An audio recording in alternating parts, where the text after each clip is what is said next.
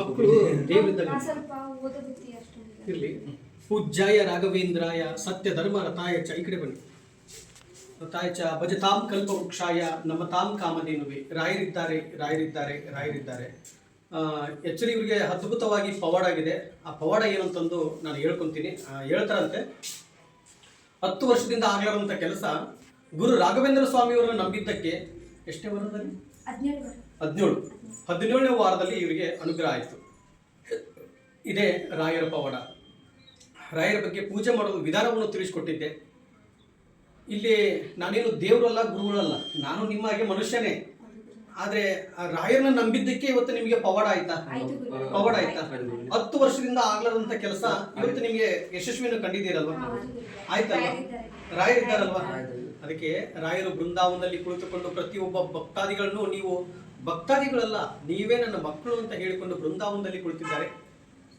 ನಾವು ಇನ್ನೊಬ್ಬರು ತಲೆ ಹಿಡಿಯೋದು ಬೇಡ, ತಲೆ ಹೊಡೆಯೋದು ಬೇಡ. ಒಂದು 4 ಜನಕ್ಕೆ ಒಳ್ಳೇದಾಗಲಿ ಅಂತ ಬಯಸೋಣ. ಇವತ್ತು ಇದು ತಮಿಳ್ನಾಡು ಅಲ್ವಾ? ಇದು ಇಲ್ಲಿ ತಮಿಳ್ನಾಡಿಗೆ ಬಂದಿದೆ. ಕನಿಷ್ಠ ತಮಿಳ್ನಾಡು ಹೊಸೂರಲ್ಲಿ ಬಂದಿರೋದು. ಅವ್ರು ಏನು ಅಂದ್ಕೊಂಡಿದ್ದಾರಲ್ಲ ಅದೆಲ್ಲ ಯಶಸ್ವಿ ಆಗಲಿ ಅಂತೇಳಿ ಗುರು ರಾಘವೇಂದ್ರ ಸ್ವಾಮಿಯವರ ಪಾದವನ್ನು ಹಿಡಿದು ನಾನು ಕೇಳ್ತಾ ಇದ್ದೀನಿ. ನಿಮಗೆ ಅನುಗ್ರಹ ಸ್ವಲ್ಪ ತಡವಾಯಿತು. ಯಾಕೆ ಅಂದರೆ ನಾವು ಮಾಡಿರೋ ಕರ್ಮ ನಾವೇ ಅನುಭವಿಸಬೇಕು. ಅವತ್ತು 18, ಇವತ್ತು 18ನೇ ವಾರದಲ್ಲಿ 17ನೇ ವಾರದಲ್ಲಿ ಅವರಿಗೆ ಪವಾಡ ಆಗಿದೆ.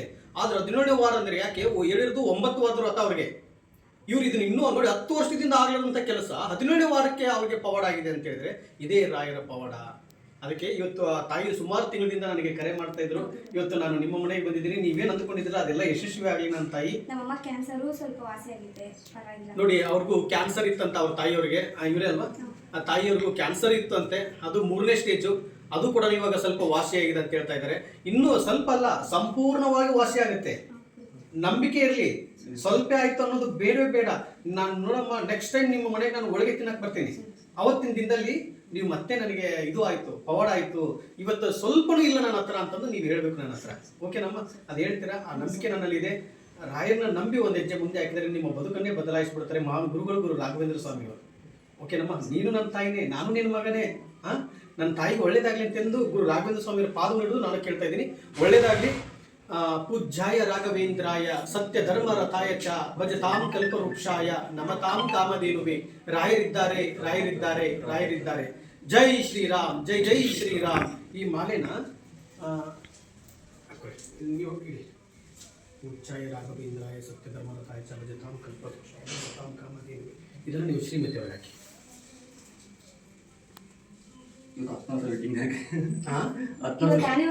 ಇನ್ನೊಂದು ವಿಚಾರದಲ್ಲಿ ಏನಂದ್ರೆ, ಇವತ್ತು 10 ವರ್ಷ ಆಯ್ತಂತೆ. 10 ವರ್ಷ ಆಯ್ತು ಮದುವೆ ಆಗಿ.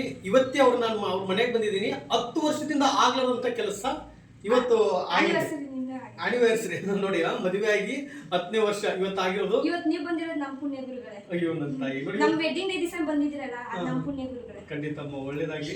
ರಾಯರ್ ಇದಾರಮ್ಮ, ರಾಯರ್ನು ನಂಬಬೇಕು ಅಷ್ಟೇ. ನಾವು ಇವತ್ತು ನಿಮ್ಮ ಮದುವೆ ಆಗಿರೋ ದಿವಸ ನಾವು ಬರ್ತೀವಿ ಅಂತ ಅನ್ಕೊಂಡಿದ್ರ? ಇದೇ ದೊಡ್ಡ ಗಿಫ್ಟ್ ರಾಯರ್ದು. ಆಯ್ತು, ಒಳ್ಳೇದಾಗಿ. ಅಯ್ಯೋ ನನ್ನ ತಾಯಿ, ನಿಮ್ಮ ಮನೆ ಕರೆದು ನನಗೆ ಗೋಳಿ ಊಟ ಹಾಕಿದಲ್ಲಮ್ಮ, ಅದರಂತ ಸಂತೋಷ ಏನಿದೆ. ಆಯ್ತು, ಎಲ್ರಿಗೂ ಒಳ್ಳೇದಾಗಿ. ಜೈ ಶ್ರೀರಾಮ್.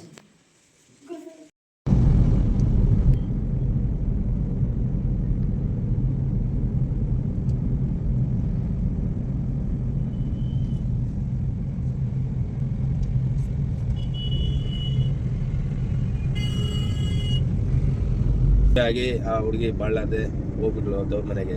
ಮತ್ತೆ ಹೋಗಿ ಕರೆದ್ವಿ, ಬರ್ಲಿಲ್ಲ. ಅವನಿಗೂ ಹಂಗೆ ಇದೆ. ಶರತ್ತು ಜ್ಯೋತಿ ರಾಮನಾಯಕ್ ಅಂತ ಅವ್ರ ಹೆಸರು. ಏನೋ ನಮ್ಗೆ ಏನೋ ರಾತಿನ ರಾತ ಬ್ರಹ್ಮನು ಬರೆದಂತ ಬರವಣಿಗೆನ ಗುರು ತಿದ್ದಬಹುದಂತೆ. ಹಂಗೆ ಮಂತ್ರಾಲಯ ರಾಗಪ್ಪನು ಅದೇ, ಅದನ್ನ ಎಲ್ರು ಅದೇ ಹೇಳಿರೋದು. ಬ್ರಹ್ಮನು ಬರೆದಂತ ಹಣೆ ಬರಹ ಗುರು ತಿದ್ದಬಹುದು. ಆ ಗುರುಗಳಂದ್ರೆ ಎಲ್ಲಾ ಗುರುಗಳು, ನೀವು ಗುರುಗಳಿಗೂ ಜಾಸ್ತಿ ಹೆಚ್ಚು ಕಡಿಮೆ ಇದೆ. ದೈವಾಂಶ ಸಂಭೂತರು. ನಾವು ಹೆಚ್ಚಿಗೆ ಹೇಳಕ್ಕೆ, ನಾವು ಹೆಚ್ಚಿಗೆ ಏನೂ ಹೇಳಕ್ಕಾಗಲ್ಲ. ನಿಮ್ಮ ಮುಂದೆ ನಾವೇನು ಹೇಳಕ್ಕಾಗಲ್ಲ. ಬೇರೆಯವ್ರ ಹತ್ರ ನಾವು ಹೇಳ್ತೀವಿ. ನಿಮ್ಮ ಬಗ್ಗೆ ಎಲ್ಲ ರಾಯರಿಚ್ಛೆ ಸ್ವಾಮಿ. ರಾಯರು ಹೇಗೆ ನಡೆಸ್ತಾರೆ ನಿಜ. ಅದೇ ರಾಯರ ಪ್ರತಿರೂಪ. ಗೊತ್ತಿಲ್ಲ ಅವ್ರಿಗಷ್ಟೇ. ಅವರು ನಿಮ್ಮ ಮನಸ್ಸು ನಂದಿದೆಯಲ್ಲ, ಅದು ಶಾಪ ಆಗ್ತದೆ. ನೀವು ಹಾಕಲ್ಲ. ನಿಮ್ಮ ಮನಸ್ಸು ನಂದಿದೆಯಲ್ಲ, ಆ ನೋವನ್ನು ತಿಂದಿದಿರಲ್ಲ, ನೀವು ಮುಳ್ಳು ಕುಚ್ಕೊಂಡ ಎಷ್ಟು ನೋವಾಗುತ್ತೆ, ಆ ನೋವು ಅದು ಅವ್ರಿಗೆ ಶಾಪ ಆಗ್ತದೆ. ನೀವು ಹಾಕಲ್ಲ, ನಿಮ್ಮ ಬಾಯಿಂದಂತೂ ಹಾಕಲ್ಲ. ನಾವು ಬಾಯಿಂದ ಹಾಕಬಾರ್ದು. ಬೇಡ, ಎಲ್ಲರಿಗೂ ಒಳ್ಳೇದಾಗ್ಲಿ ಅನ್ನೋದು ನಮ್ಮ ಆಸೆ. ಒಳ್ಳೇದಾಗ್ಲಿ ಅಂತಾನೆ ನೀವು ಮಾಡ್ತಾರೆ.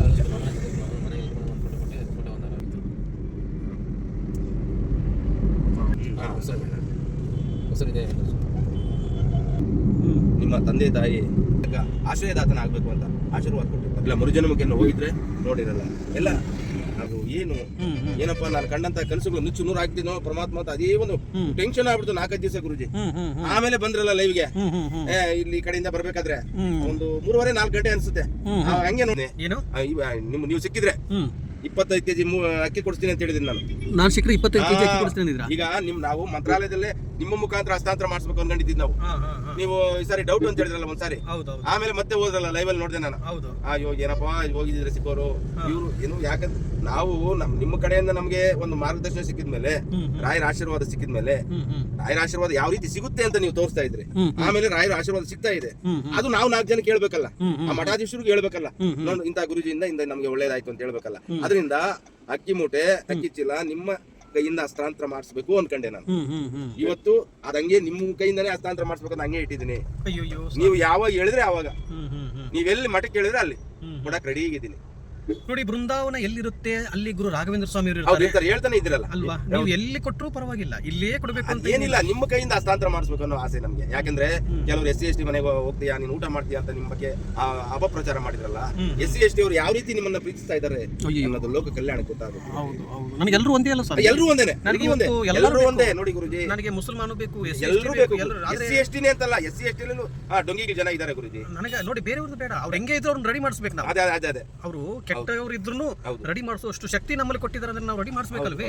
ಅವರು ಕೆಟ್ಟವ್ರು ಇದಾರೆ ಅಂತೇಳಿ ಅವ್ರನ್ನ ತಳ್ಳಿಬಿಟ್ರೆ ಬೇಡ ಬೇಡ ಗುರುಜಿ, ತಳ್ಳೋದ್ ಬೇಡ. ನೋಡಿ ಗುರುಜಿ, ನಿಮ್ಮ ತರನೇ ಕೋಲಾರಲ್ಲಿ ಒಬ್ಬ ಮಾಸ್ಟರ್ ಇದ್ದಾರೆ, ಅವರು ಬ್ರಾಹ್ಮಣರೇ, ಅವರು ಶಾಸ್ತ್ರ ಹೇಳ್ತಾರೆ ನಿಮ್ಮ ತರ ಕೊಟ್ರಲ್ಲ.